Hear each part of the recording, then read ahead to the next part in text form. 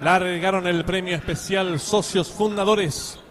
Sale decididamente a enseñar el camino al participante número 4, el enemigo, pequeña ventaja sobre el 1, Rabauque. Tercero se desempeña el competidor número 7, gana terreno rápidamente el número 2, comandante. En la cuarta ubicación se desempeña por el lado de la pista el participante número 9, Urastar. Los competidores van a comenzar a enfrentar el codo. Hay lucha en la delantera, el 4, el enemigo, pequeña ventaja sobre el 1, Rabauque.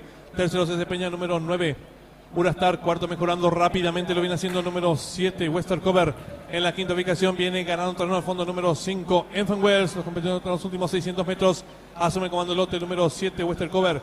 Cuerpo de ventaja sobre el 9, Urastar. Tercero el 4, el enemigo, y los competidores del premio especial Socios Fundadores están en la recta final. Últimos 400 metros finales, el número 7, Western Cover, intenta la disparada, corre con cuerpo y medio de ventaja sobre el número 4, el enemigo, abierto, gana terreno participante número 5, Enfant Wells. Despende a los últimos 300 metros finales, va a haber lucha en la delantera, el número 7, Enfant Wells, el número 7, Western Cover, pequeña ventaja sobre el 5, Enfant Wells, que va resueltamente su búsqueda. Tercero se desempeña el número 4, el enemigo, despende ya los últimos 100 metros finales, sigue la lucha en la delantera, el número 7, Western Cover, pequeña ventaja sobre el 5, Enfant Wells, que mejora por fuera, pocos metros para el disco número 5, Enfant Wells, cuerpo de ventaja sobre el número 4, el enemigo, y cruzado en el disco.